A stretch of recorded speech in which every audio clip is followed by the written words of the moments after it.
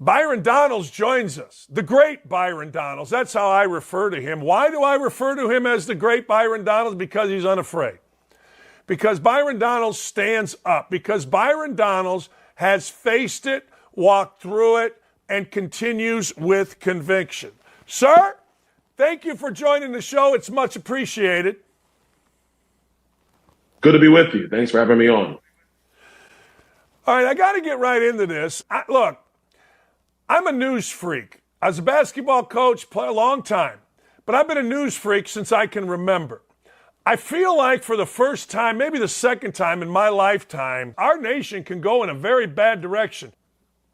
Look, I agree with you, Coach. I'm going to call you Coach because I love basketball. I played it all through middle school and high school, so I'm going to call you Coach. And for a number of reasons. One, look, you have a situation where our border's a mess. Right now, under Joe Biden, you have roughly 6 to 8 million migrants in the country on this weird, in my view, illegal asylum process. And because of presidential powers dealing with asylum, he largely could do what he wants. You have our foreign policy issues, which are massive right now because he's weak internationally, and our adversaries know this. You have a serious issue in our economy because he doesn't understand that you can't spend money you don't have, and then you can't send people home and just keep giving them money. So he created a massive inflation, hurting every American. It's terrible because his energy policy only empowers the Chinese and makes energy more expensive here at home. It's devastating because he has agencies that are clearly weaponized against the American people. So this isn't a thing of, oh, we want to cut agency spending. It's no, we want to cut the woke stuff out of these agencies. We just want them to do their job and don't do more. It's terrible because he has no problem with the free speech of the American people being ignored or suppressed. All these things are crucial. And in a country like ours, if you can't speak, if the prices continue to rise out of control, you're not going to have a country for very long. I totally agree. Look, is there anything, if you look at it objectively, which maybe you and I can't, I don't know, but is there anything this administration has done right? Is there anything they've done to help this nation?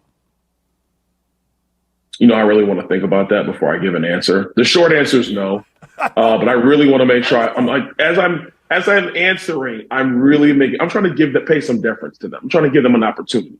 You know, I'm gonna say it like this, Coach. It's like watching game film and you're trying to find what the team does well and you want to shut that off. But everything's bad. It's all bad. Yeah, I mean, Obama said it, never underestimate the ability of Joe Biden to F things up. I mean, it's just what it is. He did say that, and he was correct. And I think here's the bigger thing with Joe Biden. I don't think he's all there. I think it ebbs and flows from day to day. And listen, that might sound terrible. People might be like, well, man, why are you making fun of this guy? I'm not. I just want the commander in chief, the president of the United States, to be competent, to be with us every single day, to be able to address the media. Have you ever seen a president who you just never hear from? Like, nobody ever hears from him. He never takes questions. He barely gives speeches if he can, how long can he speak? When he comes to Capitol Hill and do the State of the Union, he starts off strong and then he slowly ebbs and starts getting tired. And then before you know it, he's just rambling. I've never seen anything like this. And look, I was critical of President Obama. I was too young to even really pay attention to Bill Clinton. But this is a mess. This is unbelievable. So let me ask you, people ask me this all the time. You see him falling down. You see him slurring, making up words. You see all this kind of stuff. In your view, this is a stupid question, but I'm going to ask it. How important is it worldwide that the President of the United States project a strong presence, even one that incites a little bit of fear in other nations? Oh, it's everything. Because, look, people say, oh, man, the people on the left will be like, you have to have all this experience in foreign policy. And I think you do have to understand certain things and understand who the players are on the international stage. But at the end of the day, in my view, foreign policy is street politics. If the guy who's your adversary thinks you're weak, he's coming after you. He's going to take your lunch. And if he thinks that you're strong, he's got to think twice about it. And also, let me add this. Let's not lose sight of the fact that Joe Biden and his son and his brother have been taking money for years from foreign countries. So how does this work? You're the leader of a country, but you've been taking money from other countries through the back door, and you mean to tell me that you're not compromised? You mean to tell me that the Chinese don't know you were taking money from us? That's not a leverage point. These are serious issues with Joe Biden. That's why he must be defeated in 2024. I'm a simple person. Is the money we're paying to Ukraine paying off a debt, a bribe debt? Is that what it is? Actually, I really don't think so in this case. I think what it really is Joe Biden had to do something because he looked ridiculous at the beginning of the Ukraine invasion. Let's go back in time. After the debacle of the Afghanistan withdrawal,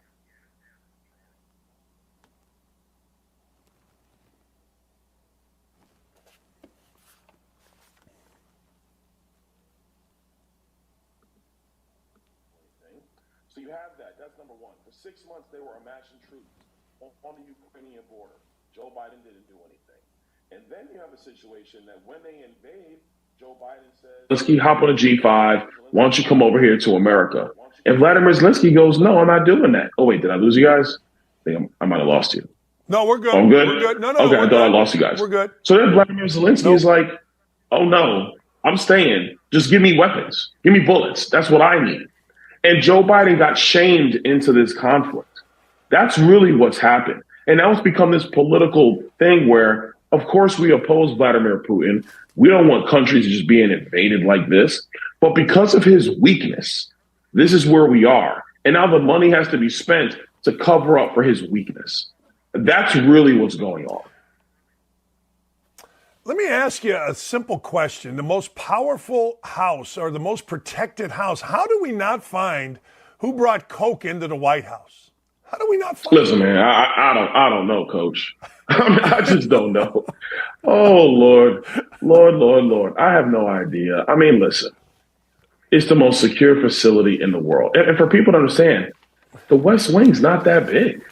Like it's not like you're going, into Madison Square Garden. I mean, it's just not a very big place. There's a handful of people that move through there consistently. This area in which when President Trump was president, I've walked through there, I think maybe twice through this area. It shouldn't be this hard. I'm very concerned. I talked to a couple of agents the other day, and they were like, man, our rank and file is doing everything we can, but our leadership is a mess. I'm going to leave it at that.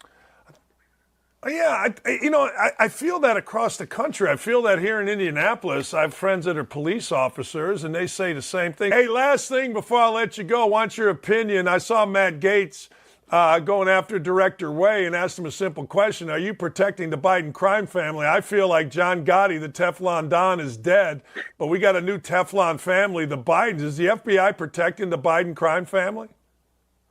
Yeah, I think the political brass is. I also think the political brass of the Department of Justice is definitely doing that. And we talk a lot about Merrick Garland. And look, I think Merrick Garland's got dirty hands on this thing.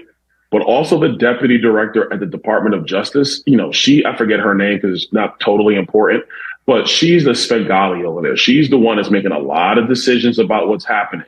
Actually, in oversight, we're going to have Mr. Shapley, the IRS supervisor who turned whistleblower. He's coming in to testify on Wednesday. Another IRS agent who was on the Hunter Biden case is going to testify and make himself public for the first time. He's going public in our committee on Wednesday.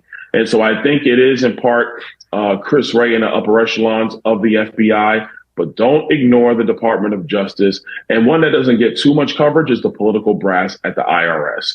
We have serious issues in these agencies. It's at the top with these political holdovers who stay year over year. It's with the appointees, especially in this administration. They're a mess. And so what we got to do is we have to have serious reform of the federal agencies. Our country cannot wait for this to happen. I think everybody would be in agreement. The guy to do that and do it very quickly would be Trump, as you mentioned earlier. I think there's no question about that. I think nobody else would have the nuts to do it, and nobody else would do it as quickly. No, you're absolutely correct. And let's also be very clear, because the media on the left, they're crazy in their stuff. They always like to project what they're doing on their opponents. This is one of the things that the left likes to do a lot, and they're somewhat good at it. It's one of the few things they're good at is projecting what they're doing. But understand, when Donald Trump took over, did they open up some scaling investigation into Hillary Clinton or to Joe Biden or to Barack Obama, who, by the way, was briefed on Crossfire Hurricane and did know that Hillary Clinton was laundering phony information into the intelligence community? He didn't do that, in part because, guess what? He was doing his job as commander in chief, following the Constitution, following the law, and then he was subjected to abuses of the investigation process of the FISA courts. And he was subjected to that, all while trying to do his job as commander in chief. Listen, I'm surprised he did the job that he did. It was so good considering all the pressure that he was under. So you got to have somebody who just has no fear, who's not afraid, will go in there and say, nope, you're gone. Nope, you're gone. We're restructuring this. Here's how we're doing that. And let's keep moving. I think you're absolutely right. Hey, I really enjoyed this. I hope you'll come back. Oh, of course, anytime. Listen, it's great to mix sports and politics, because politics can be kind of wonky. Sometimes it can be really boring. But I think that, what people really want to hear is just common sense. And you guys do a great job with that. I'd love to be back anytime. And I hope you're vice president. And then I hope you're president. So that's my hope. There you go, man. I do. All right. I do. I love following you, and I really enjoyed talking to you. Thank you so much for the time today. All right, listen. Thanks, Coach. There he is. Byron Donalds, who is fantastic. I knew he would be. I mean, that's simple. He's just great. He's terrific. And all you got to do is give him a follow. You can agree or disagree. That's what you're supposed to do. Politics, you're supposed to agree. Maybe you disagree. I don't know. But I do know this. At least he speaks with common sense. At least he speaks the truth, at least as he sees it. Now, you tell me, did there seem to be a phony bone in his body? Of course not. Thanks, Aaron. Thanks, Nick. Thanks, Dylan. Thanks, Ryan, for getting that set up. That was fun. Now, I got to tell you, that was fun. Just, look, you can disagree with me all day. You can disagree with him all day. That's cool. That's part of it. But at least, ladies and gentlemen, you heard somebody with conviction and common sense and an attention to what happened. I get it, guys around here know this, that, but that's what the YouTube chat is for. That's why we have the greatest YouTube chat on the internet, because people argue about it. People say no. People say yes. People say, hey, I loved him. People say I didn't. That's great. That's what we want.